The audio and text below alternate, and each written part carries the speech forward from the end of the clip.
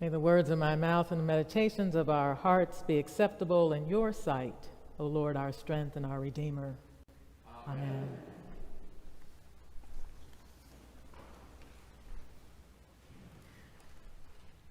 As you know, this weekend has been filled with 9/11 remembrances. Nearly everyone alive today who had any type of awareness of what was going on, even back to maybe a 2 or 3-year-old, no doubt can answer the question, where were you on 9/11? What were you doing? I found most interesting a documentary that was produced by a popular broadcast news channel. You may have seen it or seen it promoted, that included the children who were in the classroom talking with President Bush that day. The purpose was to loop back and find out where they were. So much of the footage included the arrival of the caravan, the Secret Service, the fact that the president and others already knew that one plane had hit one tower. They talked with the teacher, shared her excitement, and then these students remembering what happened. The children now, age 27, are young adults. They shared their memory of being excited about the president coming, but then suddenly he had to leave. He'd planned to stay longer. They were unaware of the terrorist attacks and what was going on. The story included some of the things that they are doing now. One person's a police officer, one person is in the military, an entrepreneur, working with youth in a detention center. They only had about 7 of the students, but on the photograph that captures them that day, it's about twice that many. So I wondered what happened to the other ones. Did they decline, or what was happening? Now, the story concludes with them making a pilgrimage to the 9/11 memorial in New York as a way to bring things to a closure. If you've not visited that memorial, I encourage you to put it on your bucket list. This is quite amazing. I visited it before it was officially open. They now have a separate memorial museum of sorts, and that was not completed. So when I was there, it was the 2 places where the names are etched that you've seen the photographs of. And it was quite a sobering experience.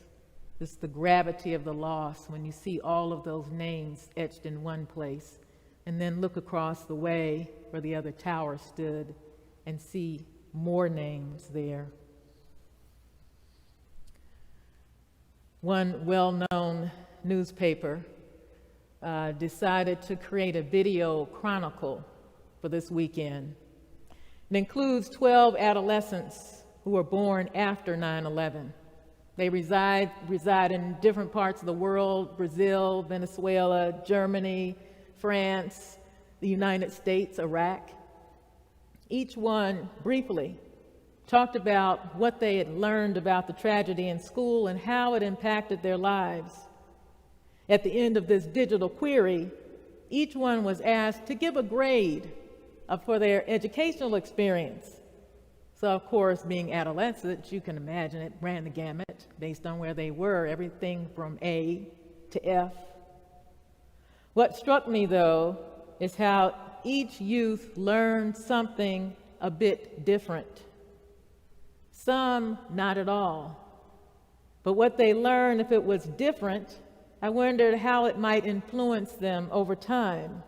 Some clearly misinformed may never learn the truth, or when actually receiving the truth, find it hard to accept that what they initially heard or read was inaccurate. For many people living in this country, that particular terrorist attack has forever changed the way we live, the way we travel, what we think about others, and how others view us.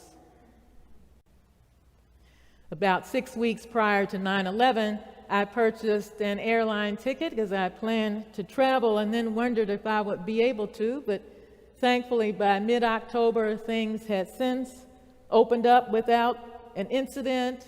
I got on the plane and arrived at my destination.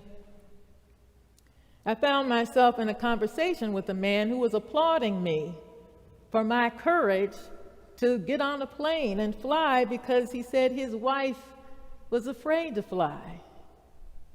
So I said, "Oh, what is she afraid of?" And I thought maybe she's afraid of a hijack, maybe she's afraid of a bomb or something like that. His response, "She's afraid she may come across someone who looks Muslim." Now, given the violent attacks that we know occurred against people Muslim or looking that way after 9/11, those people particularly in this country, I had an idea of where the conversation might land. So my quick reply, question, "Is she afraid of you?"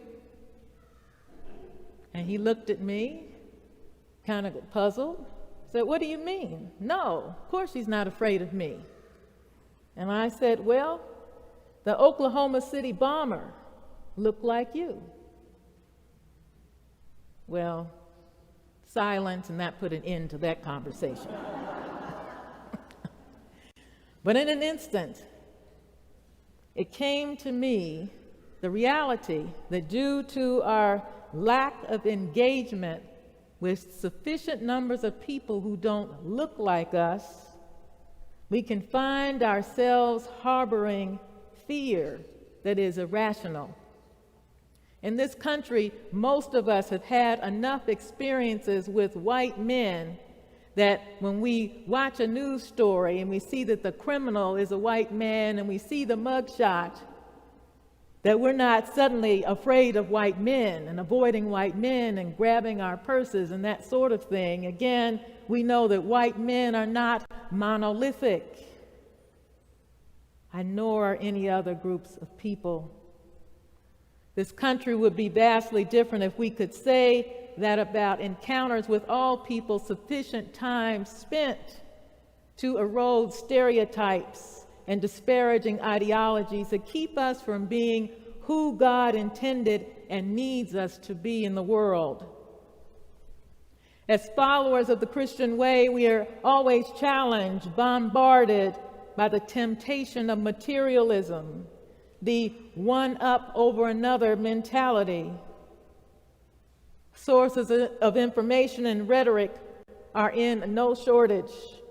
Religious freedom has so expanded now that mainline denominations experiencing decline for the past several years have led to the creation of the spiritual but not religious.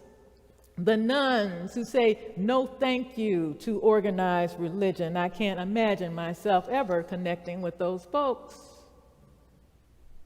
Now, this landscape is not much different than first century Caesarea Philippi, where Jesus and his disciples stopped for our reflection today. It was the center of pagan worship, identified as the epitome of Gentile pluralism, was once called Pan Town in honor of the Greek god Pan. Its name, Caesarea Philippi, says it all. Philip is Caesar. It had been named Neronius after the Emperor Nemo, and it was a place where Romans hosted gladiator entertainment that led to the death of several Jewish prisoners. This is the place where Jesus, clever as he was, chose to pause and ask his disciples, "Who do people say that I am?" Surrounded by all the trappings of a non-Jewish culture, a history of war and death and conflict, and an assortment of religions, what are they saying? Now we can imagine that Jesus could have taken the easy route. He could have asked this question on the shore of the Sea of Galilee? He could have asked this question after 5,000 people were fed, after many people were healed, and without a doubt, without any other type of distraction or influence, "You are the Son of God," would have came forward. The evidence is clear. But standing on foreign soil, tempted by visuals incongruent with their teachings, Jesus asked, "Who do people say that I am?" The response, John the Baptist, a prophet, Elijah. That is what people are saying. But Jesus comes back, "But who do you say that I am?" Outside of a sacred space, who do you say that I am? In the land of misinformation in which we journey, in the tunnel of social media and multiple distractions, in the arena where the thought and talk of Jesus or God is prohibited or avoided out of fear of offending someone, who do you say Jesus is? In the midst of Caesarea Philippi, Peter confesses, "You are the Messiah. You are the Savior. You are the deliverer." Who do you say Jesus is? And what has informed your declaration? From the book of James, we heard, "Look at ships. Though they are so large that it takes strong winds to drive them, yet they are guided by a very small rudder. Wherever the will of the pilot directs, a rudder used to steer ships and aircraft alike, small but mighty. Like the tongue, albeit ultimately guided by the mind, can bless God or curse those created in the image of God, create an environment of peace and harmony, or chaos and division. The rudder is a metaphor that asks the question, who is guiding your life? Is it the swirl of jargon in the time in which we live? Or is it the fundamentals rooted in the gospel? Love the Lord your God with all your heart, mind, soul, and strength, and love your neighbor as yourself. Don't allow yourself to be tainted by the world. Rise above these times. In order to follow Jesus, we have to lay down incorrect information absorbed into our stream of consciousness that leads to division.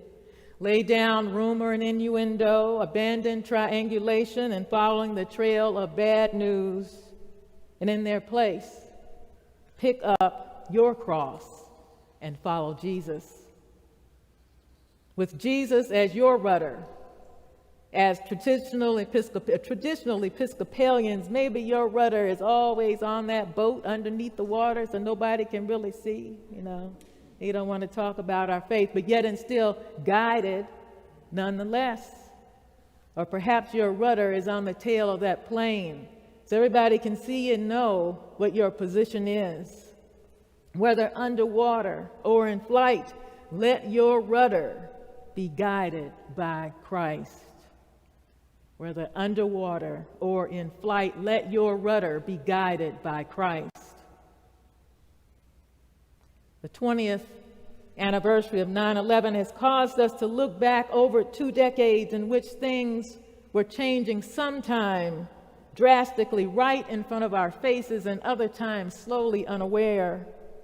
Travel by air change, increase security, take off your shoes because of the act of one person. A 12-ounce bottle of water still not allowed beyond security checkpoint. All of these things were readily accepted without a fight because we were concerned about the total good welfare of people traveling in this nation.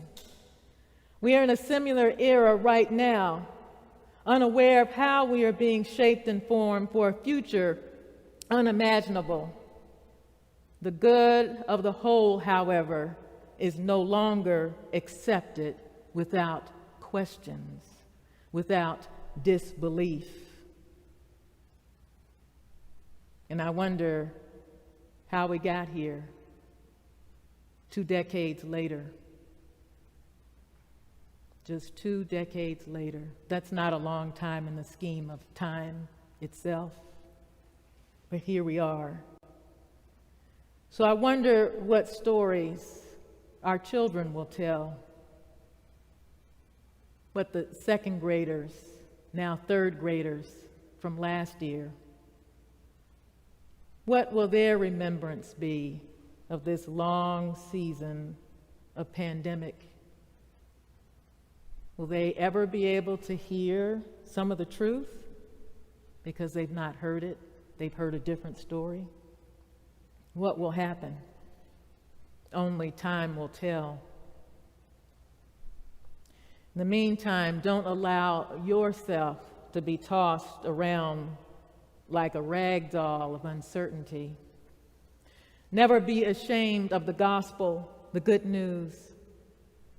As Jesus said to Peter, Jesus has already for us undergone suffering, been rejected by the people of his time, the elders, the chief priests, the scribes, and some of his followers who felt that news of his crucifixion was too hard to accept, so they went away. Jesus has already been crucified, died, buried, and resurrected. Jesus lives. Because Jesus lives, we live as well.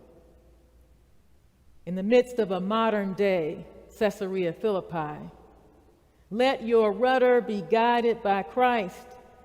Meditate on these words found in Philippians 4:8.